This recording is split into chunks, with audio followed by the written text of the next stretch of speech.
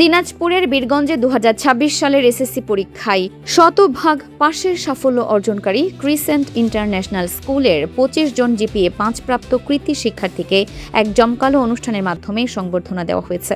শনিবার সকালে বিদ্যালয় মাঠ প্রাঙ্গণে আয়োজিত অনুষ্ঠানে জিপিএ 5 অর্জনকারী কৃতী শিক্ষার্থীদের হাতে আনুষ্ঠানিকভাবে সম্মাননা স্মারক তুলে দেওয়া হয় এবং মিষ্টি মুখ করিয়ে তাদের উৎসাহিত করা হয়।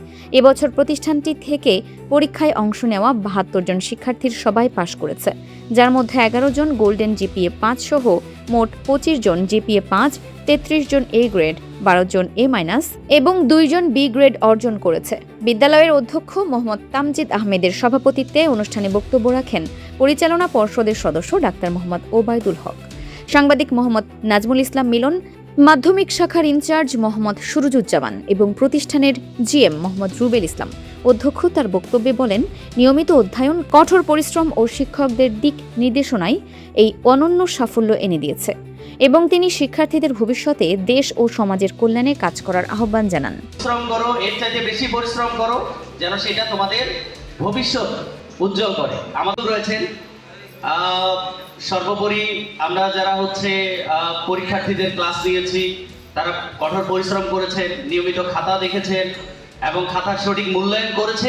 সেটি হচ্ছে আমার মেয়ের সফলতা।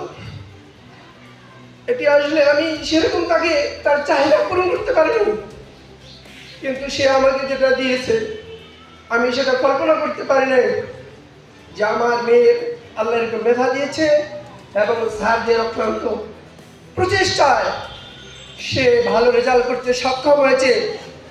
আমি তার জন্য যেরকমটা দোয়া করি, বাকি যে ছাত্রছাত্রীরা সফলতা অর্জন করেছে তাদের জন্য প্রাণ খুলে দোয়া করি। আল্লাহ চোখের দিকে পানি আসতেছে। আমি আরও বলে যাচ্ছি, বারবার করে বলি যে স্কুলের পিছনে যেন উনি লেগে থাকেন, এটা থেকে ওনারও সফলতা আসবে, বাচ্চাদেরও সফলতা আসবে, আপনারা যারা শিক্ষক আছেন আপনাদেরও কর্মসংস্থানের ব্যবস্থা হবে। এবং আমি এটাও বলতেছি, অনেকবার বলছি, আমার এই ছাত্রদের আজকের সফলতার জন্য আপনাদের যে পরিশ্রম, এই আপনারা ক্লাস টিচারদের আপনাদের প্রতি যেন সুনজর দেয়। কারণ আমি চাই তোমাদের ভিতর এই জেদটা তৈরি হোক যে তোমরাও এই মিষ্টিটা পেতে পারো আগামী বছর।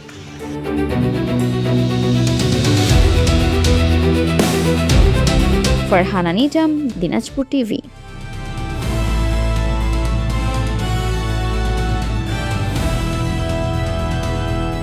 দিনাজপুর টিভি মানুষের জীবনের কথা বলে।